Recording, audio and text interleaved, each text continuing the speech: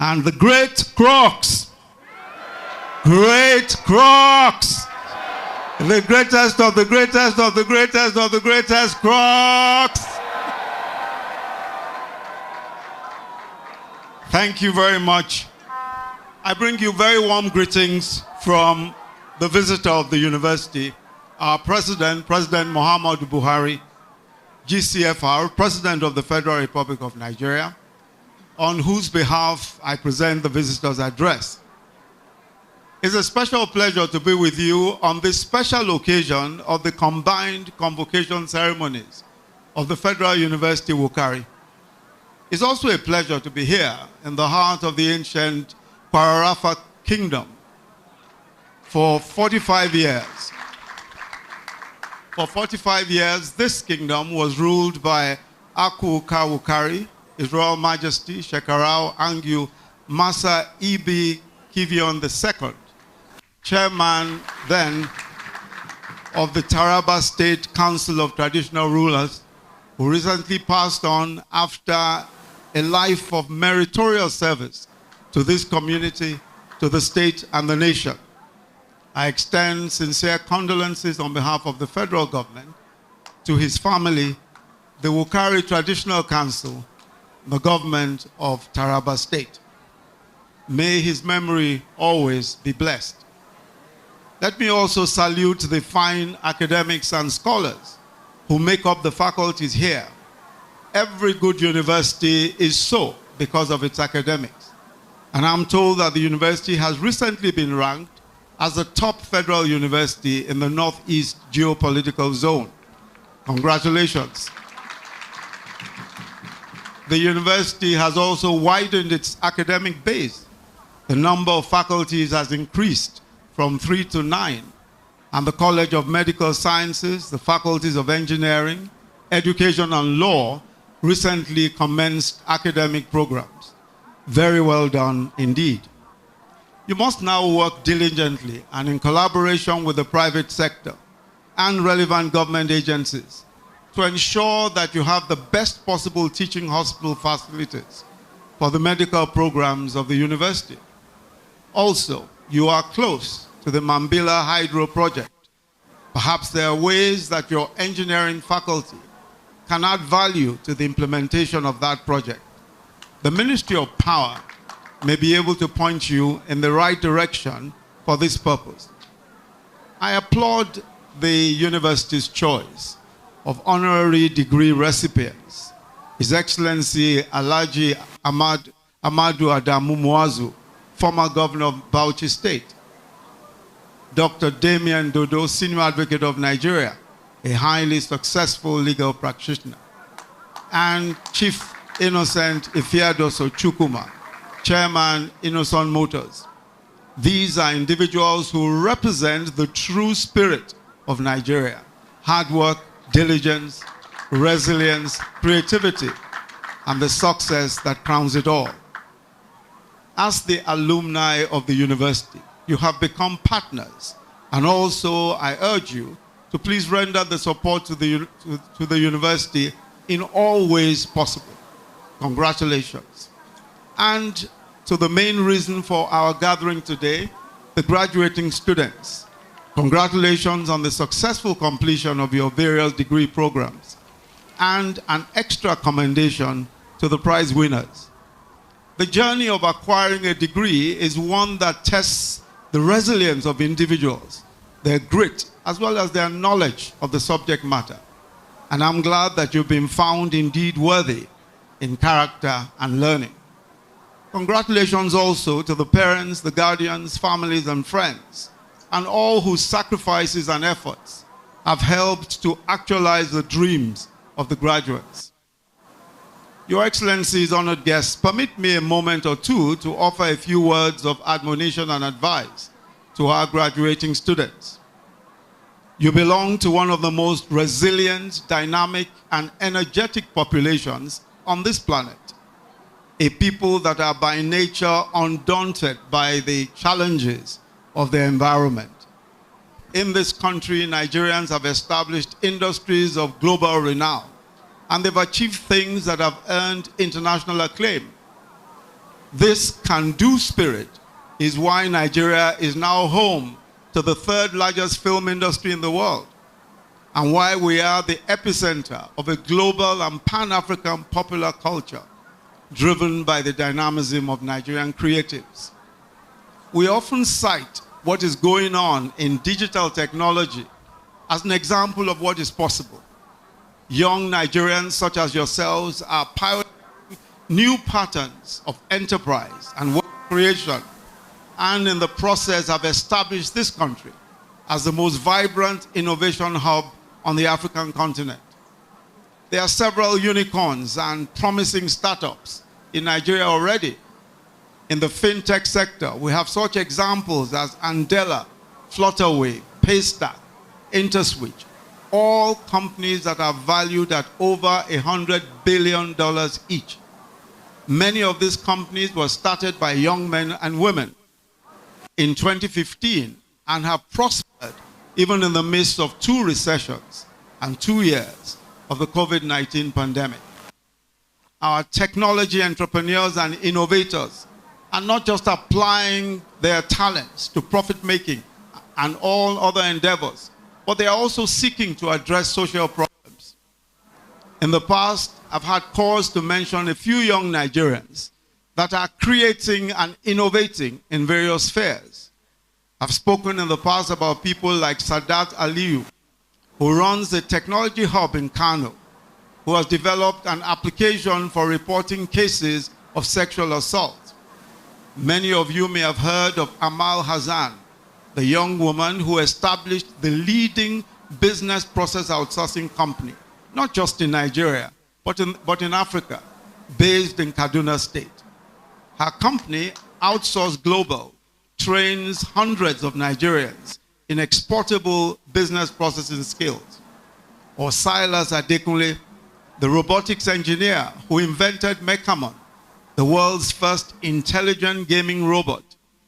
Or Max China, who at 26 invented the Genesis cooker, a stove that addresses the problems of smoke pollution, which kills an estimated 4 million people every year in Africa. Or Ejikeme Patrick Nwosu, an organic chemist who has invented a fire-retardant paint that would drastically reduce the risk of fire outbreaks. These are only few of the young Nigerians that are working on solutions to all sorts of Nigeria's challenges. I urge you, therefore, to see the various challenges in our environment as opportunities for the creation of solutions. We are a nation rapidly expanding with attendant human sustenance needs. You must take full advantage of the knowledge and skills that you have acquired to innovate and create, be productive, and make value addition your motto. Government is ready and willing to support initiatives that will create wealth, jobs, and opportunities. And this is why we have established initiatives such as the 75 billion National Youth Investment Fund and the Central Bank of Nigeria's Creative Sector Fund. It is why I recently approved the Investing in Digital and Creative Enterprises, IDICE program, an over $600 million program that will support young tech and creative sector entrepreneurs through the provision of finance, skills development, and infrastructure. This year, the Nigeria Jubilee Fellows Program will begin. And every year, under the program, 20,000 young graduates who have done the National Youth Service will be given fully paid internships that will last for 12 months in reputable private and public sector organizations across the country. The idea is that participants will gain relevant career and life skills that will enable them transition seamlessly into professional, business, or public sector careers while also earning a living along the way. The program will last for 5 years, and it is funded by the federal government, the UNDP, and the European Union. But this is not all that is happening. Infrastructure is key to all development, and we recognize that digital technology is our pathway to accelerated growth. So we are to ensure broadband connectivity for all by 2025. We're also connecting the vast reaches of our country by investing heavily in rail and road infrastructure and also in power, because we recognize that the ease and speed with which people can move goods and services is a key accelerant of economic development. In effect, we are opening new economic corridors that can enhance trade and enable access to markets. These ongoing projects are resulting in the creation of more jobs and increased economic in the host communities. We've also dedicated a significant portion to social investments which cater to the poor and the vulnerable. We are in the homegrown school feeding program, feeding 9.5 million children in public schools daily. The Empower Job Scheme provides jobs for 500,000 young Nigerian graduates, and recently that has been expanded to 1 million. We have also 20,000 non-graduates in different areas of the public services. The Government Enterprises and Empowerment Program, GEEP, has the largest microcredit scheme in Africa, providing soft loans without collateral directly to 2 million petty traders and artisans under the market money, farmer money, and trader money initiatives. Currently, the National Social Register of Poor and Vulnerable Nigerians has 32.6 million persons from 7 million poor and vulnerable households. And for the first time in the history of our nation, we have laid the foundations of a social safety for our people. But nation building is a continuous process. It involves all of us. It's not just about doing well in our own jobs or innovation. And it's not just about brick and mortar. It's not just about infrastructure. It's about building bridges of brotherhood and unity. There are those who will tempt you into believing that you are locked in a life and death struggle for resources with your compatriots.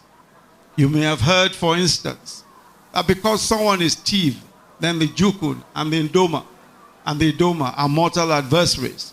Or that if you are Jukun, then the Chamba or the Fulani are your implacable enemies. Let it be that it is your generation that will bury once and for all these prejudices and heal the wounds and build a great society of brothers and sisters of different tribes and different tongues. You belong to a generation of Nigerians ordained by momentous historical circumstances to play on a grander stage. You belong to the most globalized generation ever to walk this earth. And your field of competition is not local, it is global. You have come of age in the era of worldwide marketplace opportunities. You must refuse to be consumed by the petty prejudices and biases that predispose us to mutual antagonism with our neighbors and fellow citizens. You must refuse. You must refuse to be prisoners of history and commit to encountering the world with an open mind. This university is a federal university, and you have met here and made friends with people from diverse parts of the country. This was one of the goals for establishing federal universities all over this nation, to bring Nigerians together in the same learning and social environments and to strengthen affinity between them. The challenges that we're facing demand that we close ranks as a people, because indeed a house divided against itself cannot stand. One of the most profound lessons of history is that diversity is essential for growth. It follows, therefore, that promoting unity in diversity holds the very real promise of fostering a creative synergy of our constituent communities in ways that will dramatically amplify our national performance. Furthermore, larger nations also mean potentially larger markets and larger fields for production. Given these dynamics, any call for disintegration of our country is an invitation to economic suicide. By reason of her sheer size and population, Nigeria is a huge market and potentially carries all that is required to be a continental hub for a broad range of value-added economic activities. Our country is feared, respected, and revered in the continent and in the world because we have the size, we have the resources, and we have the manpower to be a truly great nation. And we will be the greatest that our potential offers us. Her increased growth, Nigeria's increased growth, can literally stimulate development on a regional and continental scale. The inclusive prosperity which we aspire to is only possible within the framework of unity in diversity. So staying together as a people is not just a good idea. It's an imperative with real consequences for the lives of millions of Nigerians. So as I conclude, I urge the university to continue to prioritize genuine scholarship for global competitiveness, but more importantly also for local relevance. As primary partners of the society, through teaching, learning, and research, and community service, your host community must feel your positive impact. You must harness local knowledge also, especially in the areas of agriculture, power, tourism, and hospitality, to enhance your scholarship in these and other relevant areas. Government, on its own part, will continue through its programs and policies to encourage productivity and excellence. I will remain poised to strengthen the spirit of self-reliance amongst young people, promoting entrepreneurship, creativity, and innovation. Congratulations again to our honorary graduates, to our graduating students. And I pray for the graduating students that you will make progress speedily and that your work will be rewarded with promotion and prosperity. I wish you a great future. Long live the Federal University Wukari. Long live Taraba State. Long live the great Federal Republic of Nigeria.